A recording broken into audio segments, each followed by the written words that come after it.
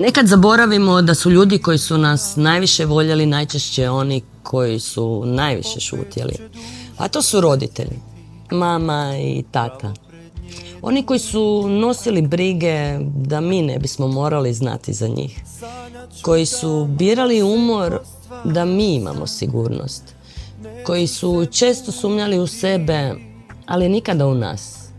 Možda nam nisu uvijek znali reći prave riječi. Možda nisu sve napravili savršeno, ali su dali ono najvrijednije što su imali, a to je sebe. Danas dok jurimo za svojim snovima, lako zaboravimo da smo mi nekad bili nečiji san. Zato ako danas možeš, zagrli ih, nazovi ih ili barem u sebi reci hvala. Neke zagrljaje više ne možemo dati, ali ih možemo pamtiti.